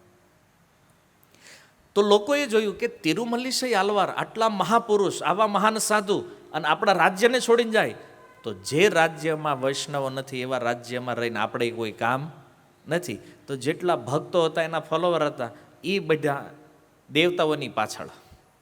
અને એની પાછળ બીજા જે હતા, હાવ ભગતય નહોતા પણ આમ શ્રદ્ધાળુ, એ કે આ બધા છોડીને જાય છે તો અહીં રહીને શું કામ છે પછી? કેમ? કારણ કે આ જ્યાં ભગવાન ન હોય, દેવતાઓ ન હોય, વૈષ્ણવો ન હોય, તો આ જગ્યાએ તો મરવા સિવાય બીજું શું હોય કામ? કારણ કે અકાળ પડશે, અહીંયા કાંઈ થાય ને આ બધા નીકળી જાય, હાલો આપણે પાછળ પ્રજાજનો.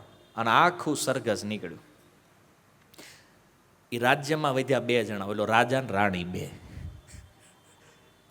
બાકી બધા નીકળી ગયા. અને પછી તો તમે જો દેવતાઓ બધા નીકળી જાય, હાલત શું થઈ હોય? આખું રાજ્ય સ્મશાન જેવું દેખાવા માંડ્યું. અને રાજાએ કીધું આ શું થઈ ગયું છે? તો એ સમયે રાજ્યમાં એવી ગડબડ થઈ, રાજા એવી ચિંતામાં આવી ગયો. ત્યારે એણે એક મીટિંગ બોલાવી અને એના જે મંત્રીઓ હતા, એ મંત્રીઓએ અને એની જે રાણી હતી, એણે સમજાવ્યું કે તિરુમલીશય આલવાર જે છે એનો તમે અપરાધ કર્યો છે, એના શિષ્ય સાથે તમે જે વર્તન કર્યું છે એ યોગ્ય નથી, અને અપરાધના ફળ સ્વરૂપ આ બધું થયું છે. અને જો તમે તમારા રાજ્યની સુરક્ષા ચાહતા હોવ તો એની પાસે જાઓ, ક્ષમાયાચના કરો, તો આ બધું બચશે. નહીતર લગભગ બહુ ટૂંકા સમયની અંદર તમારું આ રાજ્ય સ્મશાનની સમાન વેરાન થઈ જવાનું છે. રાજાને પોતાની ભૂલ સમજાણે. જેવો કોઈ વૈષ્ણવનો અપરાધ જ્યારે થાય છે ને, તો એનું પરિણામ તો દેખાશે તરત. જેમાં રાજાને દેખાણું આખું રાજ્ય વિનાશ થવાના આરે આવી ગયું છે. પણ વૈષ્ણવ અપરાધનું ફળ કોઈ ભોગવે અથવા એ દંડ મળે, પણ એમાંથી બચવાનો ઉપાય એક જ છે. જેનો અપરાધ થયો છે એની પાસે જઈને ક્ષમાયાચના કરો. આની સિવાય આનો બીજો કોઈ માર્ગ નથી. તમે જો સૌથી ખતરનાક વસ્તુ જે છે ને એ વૈષ્ણવ અપરાધ છે. નરોત્તમદાસ ઠાકુર કહે છે, હરિસ્થાને અપરાધે તારે હરિનામ. કોઈ ભગવાનનો અપરાધ કરે ને તો ભગવાનના નામથી તરી જાય. તોમ સ્થાને અપરાધે નાહી પરિત્રાણ. પણ કોઈ ભગવાનના ભક્તનો અપરાધ કરે તો આનાથી બચવાનો કોઈ માર્ગ છે નહીં. વૈષ્ણવ અપરાધ એટલી ખતરનાક વસ્તુ છે. એટલે જીવનમાં ગમે એ કરો પણ ભક્તનો અપરાધ ક્યારેય આમાંથી કોઈ નહીં બચાવી કે સ્વયં ભગવાન પણ નહીં. કારણ કે ભાગવતમાં ક્લિયર એનાઉન્સમેન્ટ કરી દીધું છે દુર્વાસાની સામે ભગવાને, અહમ ભક્ત પરાધીન છે. દુર્વાસા, હું મારા ભક્તને અધીન છું અને એટલા માટે આમાં હું કંઈ કરી શકું એમ નથી. અને અધીન અહીંયા ભગવાન બતાવી રહ્યા, જુઓ ભક્ત નીકળ્યા તો ભગવાન નીકળી ગયા રે. તો ભગવાને પોતાના વચનને સત્ય સિદ્ધ કર્યું છે, હું મારા ભક્તને અધીન છું. અને આ રીતે જ્યારે બધાએ સમજાવ્યા રાજાને, એના મંત્રીએ, એની રાણીએ, તો રાજા તૈયાર થયા અને એ સ્થાનમાં આવ્યા. આ લોકો હજી ચાલતા ચાલતા બધા નીકળતા હતા. રાજાએ આવી અને તિરુમલીશ્રી આલવારને ક્ષમાયાચના કરી, પ્રભુ મને ક્ષમા કરી દો, મેં બહુ મોટો અપરાધ કર્યો છે તમારો. એ કે મારો નહીં, આ કન્નીકન્નનનો અપરાધ થયો છે, એની ક્ષમાયાચના. રાજાએ એની પાસે ક્ષમા માગી. હવે કન્નીકન્નન પાસે ક્ષમા માગી એટલે કન્નીકન્નને કીધું, ગુરુદેવ પ્રોગ્રામ કેન્સલ. એટલે રાજાએ કીધું તું જવા દો બહાર, એટલે આપણે નીકળી ગયા હતા. પણ હવે એ રાજાએ ક્ષમા માગી છે ને, તો વૈષ્ણવ તો બહુ દયાળુ છે, એ તો કોઈનો અપરાધ માનતા નથી. તો વૈષ્ણવ અપરાધ નથી માનતા તો અપરાધ લાગે શું કામ? ચક્રવર્તી પાદ લખે છે, ભક્ત ક્યારેય નથી માનતા કે આણે મારો અપરાધ કર્યો છે, પણ એ ભક્તની જે ચરણ રજ છે એ ક્યારેય અપરાધ સહન કરતી, એ દંડિત કરે છે. તો ક્ષમા યાચના થઈ ગઈ. કન્નીકન્નન કે હાલો પાછા. તો તિરુમલીશ્રી આલવારે એનાઉન્સમેન્ટ કર્યું કે ભાઈ હવે શિષ્યનો પ્રોગ્રામ કેન્સલ તો આપણોય કેન્સલ. એને યુટર્ન લીધો. એણે યુટર્ન લીધો તો ભગવાનને યુટર્ન લીધો. એ કે જ્યાં ભક્ત છે ત્યાં હું, તો દેવતાઓ એ બધા યુટર્ન લીધો. કેમ? તો કે જ્યાં ભગવાન હોય ત્યાં અમે છીએ. અને આમ કરતાં કરતાં બધા પાછા આવ્યા અને રાજ્યની સ્થિતિ પહેલાં હતી એના કરતાં પણ વધારે સારી થઈ. અને એ રાજા પણ તિરુમલીશ્રીના શિષ્ય બન્યા અને એ પણ ભગવાનનું ભજન કરવા લાગ્યા. ત્યારથી એ જે ભગવાન છે, જે મંદિરમાંથી ચાલીને નીકળ્યા છે, આજે પણ એ સ્થાનમાં વિદ્યમાન છે. કદાચ સાઉથમાં જવાનો તમને અવસર મળે તો જો, એ ભગવાનનું નામ છે યથોક્તકારી ભગવાન. ત્યારથી નામ થઈ ગયું યથા ઉક્તકારી, મને જે ભક્ત બોલે એવું કરે. આ ભગવાનનું નામ શું છે? યથોક્તકારી ભગવાન. અને એ ભગવાન ત્યાં સ્થાપિત થયા અને આ સુંદર લીલા થઈ. તો જેમ રામાયણની અંદર પણ વર્ણન છે કે ભગવાન રામ જ્યારે અયોધ્યાને છોડી નીકળ્યા, અયોધ્યાની સ્થિતિ પણ આવી હતી, ઉજ્જડ થઈ ગઈ. પણ જ્યાં ભગવાન વાસ કરે છે પુનઃ, તો એ સ્થાન જ, એ ક્ષેત્ર જ હંમેશા માટે સુખ, સમૃદ્ધિ અને સુંદરતાને પ્રાપ્ત થાય છે. જ્યાં ભગવાન નથી ને આ સ્થાન ગમે ત્યારે નાશ થઈ શકે, આવું આપણું શાસ્ત્ર કહે છે. આપણે જોઈ ભારત વર્ષ સુરક્ષિત કેમ છે. દુનિયામાં જુઓ ગમે ત્યારે ગમે ત્યાં ગમે એ થાય, ભારતમાં કાંઈ ન થાય. શું કામ? અહીંયા ભગવાન છે. ઘણા લોકો કહે મંદિરની શું જરૂર છે? કારણ કે એ સમૃદ્ધિનું કારણ જ ભગવાન છે. તો જ્યાં ભગવાનનો વાસ છે એ સ્થાન જ હરિયાળું છે. જો આ વાત શ્રીમદ ભાગવતની અંદર કુંતી મહારાણી કહે છે. કુંતી મહારાણી કહે છે, નૈયમ શોભિષ્યતે તત્ર યથે દાનીમ ગદાધર ત્વત્પદે અંકિતા ભાતિ સ્વલક્ષણા વિલક્ષિતે. કુંતી મહારાણી કહે છે કે તમારા ચરણ ચિહ્નથી આ કુરુ દેશની જે ભૂમિ છે એ આજે જેવી શોભાયમાન થઈ રહી છે. પ્રભુ, તમે રથ ઉપર સવાર થઈ ગયા છો, તમે દ્વારકા જવા માટે નીકળ્યા છો, તમે આ ક્ષેત્રને છોડીને જાશો ને પછી આ ભૂમિની સુંદરતા આવી નહીં રહે. આ કુરુ જાંગલ દેશ જે છે, કુરુક્ષેત્ર, હસ્તિનાપુર આટલું સુંદર લાગે છે. કેમ? કારણ કે તમે અહીંયા છો પ્રભુ. ઇમે જનપદા શ્રદ્ધા સુપકૌષધિ વિરુદ્ધ વનાદ્રી યુદ્ધવંતો યદ્યંતે તપ વિક્ષિતે. કે છે તમારી દ્રષ્ટિના પ્રભાવથી જ આ દેશ જે છે, અમારું રાષ્ટ્ર જે છે, અહીંયા પાકેલું અનાજ, લતાઓ, વૃક્ષો, ફળફૂલ, આ સમૃદ્ધિ જે કાંઈ છે એ બધું પ્રભુ તમારા પ્રભાવના કારણે છે. આ વન, પર્વત, નદી, સમુદ્ર, આ તમારી દ્રષ્ટિ પડવાથી આમાં વૃદ્ધિ થઈ રહી છે. પણ પ્રભુ તમે જ્યારે અમને છોડીને વયા જાશો પછી આ પ્રકારનું ઐશ્વર્ય અહીંયા રહેવાનું નથી. જો કેટલી સુંદર પ્રાર્થના છે.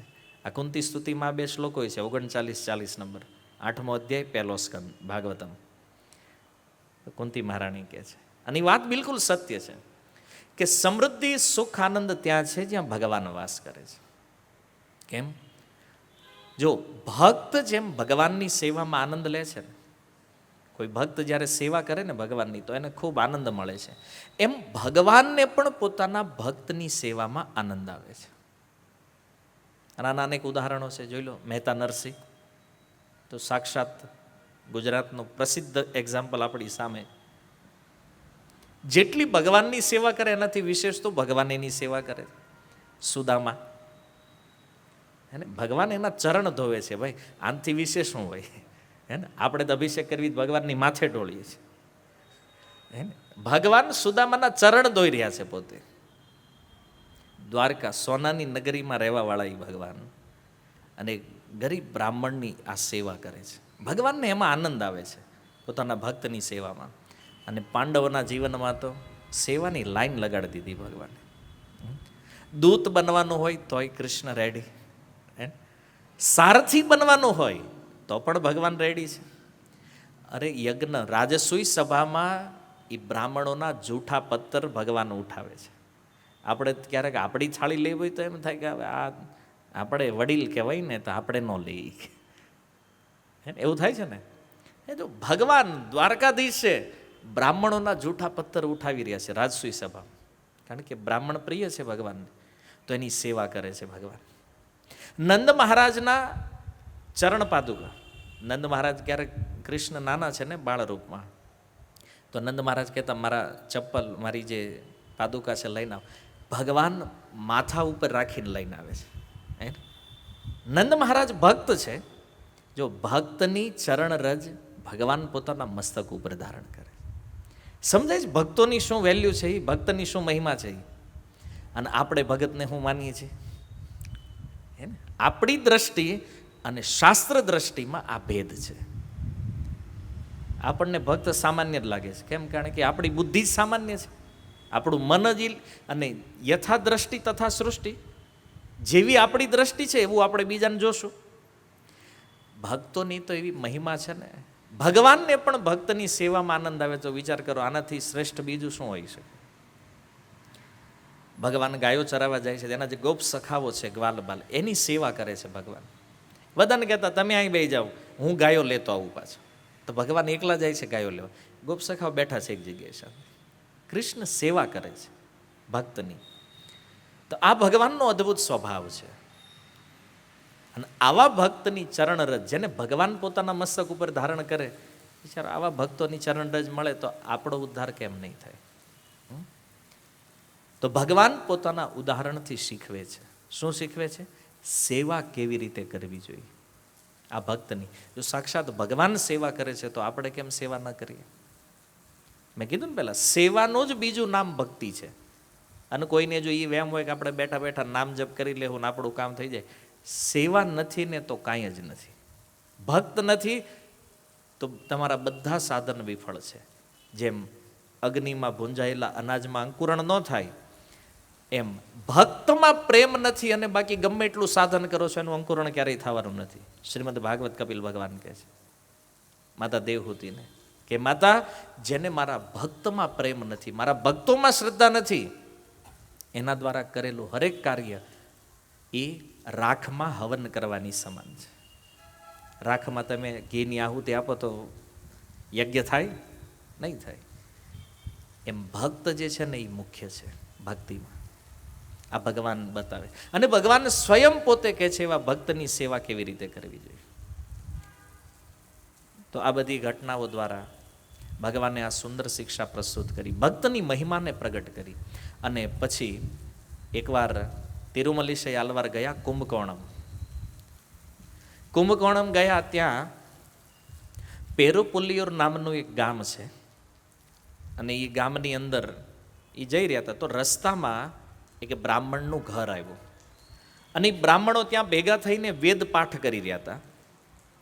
તો વેદ પાઠ કરતા હતા તો જેવા તિરુમલીશય આલવાર ત્યાંથી નીકળ્યા એણે વેદ પાઠ બંધ કરી દીધો. કારણ કે એના મનમાં થયું કે આ તો નીચી જાતિનો વ્યક્તિ છે ને, અને નિમ્ન જાતિનો છે તો વેદ મંત્ર એના કાને ન પડવો જોઈએ, કારણ કે શૂદ્રનો વેદ ઉપર અધિકાર નથી, આ તો શૂદ્રથી પણ નીચે છે. તો આ વેદ મંત્ર રોકી દીધા આલવારને જોઈને. એટલે આલવારનો અપરાધ થયો એનાથી. હવે અપરાધ થયો અને હકીકત એ છે કે વેદ મંત્રનો પાઠ બધાની વચ્ચે થાય નહીં, પણ એને ખબર નથી ને આ કેટલા મહાન ભક્ત છે.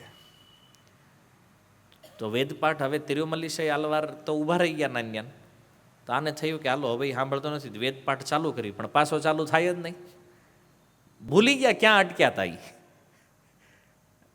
આલવારના અપરાધના કારણે વિસ્મૃતિ થઈ ગઈ. તિરુમલીશય આલવાર સમજાઈ ગયા કે આવડા ક્યાં હલવાણા છે. એટલે એણે શું કર્યું, એક ચોખાનો દાણો લીધો, પોતાના નખથી દાણાને ઉપર જે હોય ને ફોતરી કાઢી અને દાણાના ટુકડો કરી અને જમીન ઉપર ફેંકી દીધો. એટલે એ બ્રાહ્મણોને સંકેત કરે. આ રાજસૂય યજ્ઞની એક વિધિ છે. રાજસૂય યજ્ઞમાં જે અન્ન મતલબ જે ચોખા છે એ ચોખા બ્રાહ્મણોની પત્ની એના હાથે નખથી એની ઉપરથી છાલ કાઢી અને એ જે ચોખા છે એ પછી યજ્ઞ માટે પ્રયોગ થાય છે. મતલબ કે તિરુમલીશય આલવાર એને સમજાવે છે કે રાજસૂય યજ્ઞના મંત્રો ઉપર તમે અટક્યા છો. સમજાય? એક ચોખાના દાણાથી એણે સમજાવ્યું અને એની કૃપાથી જે બ્રાહ્મણો સમજી ગયા કે હા, અને વળી પાછા એને વેદ મંત્ર યાદ આવ્યા. તો વિચાર કરો, એક વૈષ્ણવનો મનથી પણ અપરાધ કરે કોઈ તો આ દંડ છે. એકદમ રિઝલ્ટ ઇન્સ્ટન્ટ સામે છે, જોઈ લો. મનથી અપરાધ કર્યો એણે, વેદ મંત્ર ભૂલાઈ ગયો આખો, બોલો. વેદપાઠી બ્રાહ્મણો છે અને એની કૃપાથી જ પુનઃ પાછા એને વેદ યાદ આવ્યા. અને પછી તો બ્રાહ્મણોને ખબર પડી કે આ કોઈ સામાન્ય વ્યક્તિ નથી. બધા બ્રાહ્મણોએ આવીને ક્ષમાયાચના કરી કે મહારાજ અમારી ભૂલ થઈ ગઈ, અમને એવું લાગ્યું અમે જાતિથી તમારો પરિચય લીધો છે. અને હકીકત જુઓ, ભક્તિ કર્યા પછી વ્યક્તિની કોઈ જાતિ હોતી પછી એની એક જ જાતિ છે, એ ભગવાનનો છે ને ભગવાન એના છે. બધા જાતિગત બંધનોથી બહાર નીકળી જાય જ્યારે કોઈ વ્યક્તિ દીક્ષા ગ્રહણ કરે છે. પછી આ જાતિગત દોષ એમાં રહેતો નથી. પણ તોય આજકાલ ટૂંકી બુદ્ધિવાળા જે લોકો છે એ આ બધું માનતા હોય હે ને. દીક્ષા એટલે ત્યાં બધું સ્વાહા થઈ ગયું, પછી વૈષ્ણવ છે એની એક જ જાતિ છે, ભક્ત. પણ આ સિદ્ધાંત જે લોકો જાણતા નથી એ હજી પેલા જાતિગત દોષોની અંદર ક્યારેક ક્યારેક વૈષ્ણવનો અપરાધ કરતા રહે છે આવી રીતે. પછી તો એ બધા બ્રાહ્મણો એને લઈને ગામમાં ફરવા માંડ્યા. તિરુમલીશય આલવાર એ ગામમાં ભિક્ષા માગે છે. તો બ્રાહ્મણોએ કીધું કે મહારાજ અમારા ગામમાં એક મંદિર બહુ સારું છે, તમને જો ઈચ્છા હોય તો આપણે દર્શન કરવા જઈએ. તો એ કે હા, મંદિર ભગવાનના દર્શન તો કેમ ન કરવા હોય. તો એ બ્રાહ્મણો તિરુમલીશય આલવાર મંદિરે દર્શન કરવા આવ્યા. હવે દર્શન કરીએ એટલે આપણે જાણો છો પરિક્રમા કરીએ છીએ. તો તિરુમલીશય આલવાર પરિક્રમા કરે છે અને પરિક્રમા કરતી વખતે એક અદ્ભુત એક ઘટના બની શું, જે દિશામાં તિરુમલીશય આલવાર હાલે ને મંદિરની મૂર્તિ એ બાજુ ફરે. જો ભગવાનને પણ પોતાના ભક્તના દર્શન કરવામાં કેટલી રુચિ છે. તિરુમલીશય આલવાર પરિક્રમા કરે છે તો મંદિરની અંદર મૂર્તિ અને બધા લોકો જોઈ રહ્યા છે. ભગવાન જેમ જેમ પ્રદક્ષિણા થાય એમ ફરી રહ્યા છે, અંદર મૂર્તિ ફરી રહી છે. અને આવી ઘટનાઓ ભારત વર્ષમાં ઘણી જગ્યાએ બની છે. ઉડુપી એક ક્ષેત્ર છે, ઉડુપીની અંદર ભગવાન શ્રી કૃષ્ણના વિગ્રહ છે. તો ભગવાનના એક ભક્ત થયા કનકદાસ. તો એના માટે તે ભગવાન ફરી ગયા. ઉડુપીમાં તમે જોશો ન્યાય ભગવાન ફર્યા છે એના ભક્ત માટે. અને પંઢરપુરની અંદર એ ભગવાન ફરી ગયા હતા. નામદેવજી દર્શન કરવા ગયા ને ચપ્પલ લઈને ગયેલા હાથમાં. નામદેવજીને થયું કે આમ બહાર મૂકશું તો વળી મન ન્યા રહે, તે હારે લીધા અંદર બગલમાં દબાવીને દર્શન કરવા ગયા. પૂજારીએ કીધું આને બાને બહાર કાઢો. એ કે આટલો મોટો ભગત નામદેવ, બહુ પ્રસિદ્ધ મહારાષ્ટ્રમાં ભગત, એ કે આને ખબર નહીં ચપ્પલ લઈને મંદિરમાં આવાય. તે પૂજારીએ કાઢી મૂક્યા, મંદિરની વાહે જઈને બેસી ગયા. જ્યાં આમ અલ્ટર હતું મંદિર, આમ ઓલી બાજુ સામે, તો મંદિરની પાછળના ભાગમાં. અને મનમાં બહુ તીવ્ર લાલસાથી ભગવાન વિઠ્ઠલના દર્શન કરવાની. તો ભગવાને વિચાર કર્યો કે ભગત દુઃખી થાય એ કેમ પોહાય. તો તમે જોશો ને ભગવાન વિઠ્ઠલ આમ ઊભા છે, તો કમર પકડીને ભગવાનને એક આંચકો માર્યો, આખું મંદિર ફેરવી નાખ્યું. બોલો, મંદિર આમના મોઢે હતું આમ, તો ઓલા પાછળ બેઠા હતા ને સીધા ભગવાનની સામે. એક ભક્ત માટે આખા મંદિરને ગુમાવી દીધું ભગવાને. આ ભક્તિની મહિમા છે, આ ભક્તની મહિમા છે. જો એટલે કીધું ભક્તથી પણ વિશેષ મહત્વપૂર્ણ કોણ છે? ભગવાન. આજે પંઢરપુરમાં છે ને ભગવાન વિઠ્ઠલ, એ જ સ્થિતિમાં છે. એ આ કમર ઉપર હાથ એટલે પછી કમરમાં ઝટકો લાગી ગયો ભગવાન નહીં તે, કારણ કે આખું મંદિર ફેરવે તો પછી મકોડા ખાઈ ગયા ભગવાન નહીં, કારણ કે કોમળ છે ને ભગવાન વિઠ્ઠલ. એટલે રોજ તેલ લગાડે છે ન્યાય તે ભગવાનને કમર ઉપર માલિશ કરે છે. એ ઝટકો લાગ્યો છે, એ ભક્તો એ આપ્યો છે. હજી ભગવાનની સ્થિતિમાં છે વિઠ્ઠલ રૂકમણી, સાક્ષાત ભગવાન છે વિઠ્ઠલના. તો એવી રીતે અહીંયા પણ ભગવાન પોતાના ભક્તનું દર્શન કરે છે. તો આ રીતે ભગવાન આલવારને જોઈ રહ્યા છે. ત્યાં મંદિરની એક્ઝેક્ટ સામે એક યજ્ઞ ચાલે છે. તો યજ્ઞમાં એક બ્રાહ્મણ છે, એ ભગવાનના ભક્ત હતા. તો એને થયું કે આટલા મહાન ભક્ત આવ્યા, ચાલો એમને યજ્ઞમાં લઈને જાય. તો એમને કીધું કે મહારાજ તમે યજ્ઞનું દર્શન કરવા માટે આવો. તો આલવાર ગયા યજ્ઞશાળામાં, પણ ત્યાં જે બીજા જે હોતા બ્રાહ્મણો હતા એને ગમ્યું નહીં કે આટલા શુદ્રથી પણ નિમ્ન વ્યક્તિને યજ્ઞમાં લઈને આવે છે, આ ઠીક નથી. તો એ જે દીક્ષિતો હતા યજ્ઞમાં ગુસ્સે થઈ ગયા બિચારા. તો આલવારને કહે છે આ સારું નથી થયું, તમારા યજ્ઞમાં આવવું ન જોઈએ. એને કેમ? કારણ કે ભક્તનું અપમાન, આવા શુદ્ધ ભક્તનું અપમાન કોઈ અન્ય ભક્ત કેવી રીતે સહન કરીએ? તો આલવારે કીધું તમે ચિંતા ન કરો, તમને એ પ્રોબ્લેમ છે ને કે હું યજ્ઞમાં આવ્યો ના લોકો મારું અપમાન કર્યું, હમણાં દૂધનું દૂધ ને પાણીનું પાણી કરી નાખીએ આપણે. કારણ કે યોગી તો છે જ. ભગવાનને પ્રાર્થના કરી કે પ્રભુ આ તમારે બતાવવાનું છે કે તમારા ભક્ત સાચા છે કે નથી. અને આની પ્રાર્થના ડાયરેક્ટ સાંભળે, મહેતા નરસિંહ જેવું સીધું કનેક્શન ભગવાન આરે. તો ભગવાન લક્ષ્મીજી ગરુડજી સાથે પ્રગટ થયા. અને ક્યાં પ્રગટ થયા ખબર? તિરુમલીસઈ આલવારની છાતી ઉપર, જેવી રીતે હનુમાનજીએ અંદર પ્રગટ કર્યા હતા, આ ઓલું કેમ પ્રોજેક્ટરનો પડછાયો એની ઉપર પડતો, એમ ભગવાન સામે પ્રગટ થયા એમના વક્ષસ્થળ ઉપર. અને બધા બ્રાહ્મણો જોઈ રહ્યા છે. ભગવાનની આ અદ્ભુત છબી જ્યારે આલવારની છાતી ઉપર જોઈ કે આના વક્ષસ્થળ ઉપર સ્વયં ભગવાન લક્ષ્મીજી ગરુડજી સહિત પ્રગટ થયા છે, અને ત્યારે બધા બ્રાહ્મણો એમને નતમસ્તક થયા. અને પછી તો બ્રહ્મરથની અંદર એની પાલખી કાઢી. તમે બ્રહ્મરથ જોયો છે? સાઉથમાં જ્યારે ભગવાનની શોભાયાત્રાઓ નીકળે ને, એક વિશાળ રથની અંદર ભગવાનને બેસાડીને લઈ જવામાં આવે. તો આ તિરુમલીસઈ આલવારને એ ભગવાનના રથમાં બેસાડી અને એ પાલખી દ્વારા એમનું સુંદર સ્વાગત કર્યું. અને બધાને ખબર પડી કે આ કોઈ સામાન્ય વ્યક્તિ નથી. જન્મ ભલે આને આપણે માનીએ છીએ શૂદ્ર કરતાં નીચે છે, પણ ભક્તિમાં સૌથી શ્રેષ્ઠ છે. અને પછી અરવમુદન ભગવાનના જે વિગ્રહ છે એમના દર્શને ગયા. હવે દર્શને ગયા તો એ અરવમુદન જે ભગવાન છે ને એ શેષનાગ ઉપર શયન કરે છે, મતલબ સૂતું સ્વરૂપ છે ભગવાન. અને જેવા ભગવાનના એ રૂપને જોયું, પાછી સ્તુતિ મંડી નીકળવા મુખેથી. અને આનંદમાં આલવાર જ્યારે સ્તુતિનું ગાન કરે છે, ભગવાનને પ્રાર્થના કરે છે, એ પ્રભુ તમે સૂતા છો, શું કામ સૂતા છો? તમે વામન રૂપ લીધું ને આમ ચરણ મોટું કર્યું, એનો થાક લાગ્યો છે કે ઓલું વરાહ અવતાર લઈને પૃથ્વીને ઉપાડી દાઢ ઉપર એટલે થાકી ગયા છો? સૂતા જ કેમ તમે? જો અદ્ભુત કાવ્યો છે એમના. તો ભગવાનને જ્યારે કીધું તમે કેમ સૂતા છો, તો ભગવાન ઊભા થયા, બેઠા થયા નથી. ઘણા લોકો કહે છે ને પથ્થરની મૂર્તિ બોલે, આમાં ભગવાનની મૂર્તિ બધું જ કરે, હાલે બેહે ખાય હુવે બધું જ કરે છે. જે લોકો એવો પ્રશ્ન કરે કે પથ્થરની મૂર્તિ, આ પથ્થરના જ વિગ્રહ છે. પણ આ ભક્તની એવી ભક્તિ છે.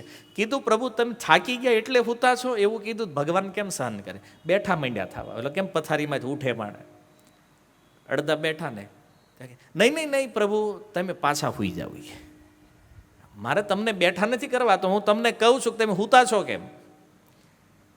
તો ભગવાન કે બેઠો થાવ, તો બેઠા થવા ગયા હતા કે સૂઈ જાઓ પાછા. તો ઘણી વાર આવું કર્યું, ભગવાનને કે ઊભા થાવ, બેહી જાઓ, ઊભા થાવ, બેહી જાઓ. તો ભગવાન વચમાં રહી ગયા, ઊભાય નથી ને બેઠાય નથી. તમે ઇન્ટરનેટ ઉપર જોવો, સર્ચ કરજો, અરવમુદન ભગવાન, એના જે વિગ્રહ, પથારી માણા અડધો બેઠો હોય ને અડધો સૂતો હોય, એવી મુદ્રામાં ભગવાન રહી ગયા. અડધા બેઠેલા ને આજે એ જ સ્થિતિમાં છે. આલવાર જે સ્થિતિમાં મૂકીને ગયા છે ભગવાનને, હજી વિગ્રહ એની સ્થિતિમાં છે. તો આ છે પ્રેમનું આસ્વાદન. જેના હૃદયમાં ભગવાનની શુદ્ધ ભક્તિ છે ને, એના આદેશનું ભગવાન પાલન કરે છે. બોલો, ભગવાનને એમ કે ઊભા થાવ, ઊભા, કોઈ અમુક ઘરવાળાને ન કહેવાય ઊભા થાય, કહીએ કે ભાઈ તમે ઊભા થાવ, બેસી જાઓ. પ્રેમ, એક ભક્ત અને ભગવાનનો પ્રેમ એવો છે કે ભગવાન પોતાના ભક્તની આજ્ઞાનું પાલન કરે છે. આ પ્રેમનું આસ્વાદન છે. અને આ રીતે ભગવાનનું દર્શન કરતાં કરતાં, ભગવાનની દિવ્ય સ્તુતિ કરતાં કરતાં એમણે અનેક અનેક ક્ષેત્રોમાં પરિભ્રમણ કર્યું અને ભારત વર્ષની અંદર ખૂબ પ્રચાર કર્યો આ વૈષ્ણવ પરંપરાનો. અનેક અનેક લોકોને ભક્ત બનાવ્યા. કારણ કે સુદર્શન ચક્રનો અવતાર છે ને, તો એનો પ્રચાર એ સુદર્શન ચક્ર જેવો હતો. અને આ આલવાર કેટલા વર્ષ રહ્યા પૃથ્વી ઉપર ખબર? 4700 વર્ષ. એનું આયુષ્ય કેટલું હતું? 4700 વર્ષ આ તિરુમલીશય આલવાર આ પૃથ્વી ઉપર રહ્યા. અને પછી કારણ કે આ બે યુગમાં હતા, દ્વાપરમાં પણ અને કળયુગમાં પણ. કારણ કે ઓલા ત્રણેય આલવારો તો કળયુગમાં જન્મ લીધો છે ને એણે. તો આ દ્વાપર યુગથી ભગવાન કૃષ્ણ ધામમાં ગયા એના લગભગ 48 દિવસ પછી આ તિરુમલીશય આલવારનો જન્મ થયો છે. કૃષ્ણના ધામમાં ગયા ને 48 દિવસ પછી. તો છેક કળયુગમાં આ ત્રણેય આલવારો સાથે મુલાકાત કરીને જ્યારે એ ધામમાં ગયા, ત્યારે એમની ઉંમર 4700 વર્ષ હતી. એવું આ દિવ્ય વ્યક્તિત્વ છે તિરુમલીશય આલવાર. તો એવા અદ્ભુત ભગવાનના મહાન ભક્ત તિરુમલીશય આલવાર કી, શીલ પ્રભુપાદ કી, નિતાય ગૌર પ્રેમાનંદે.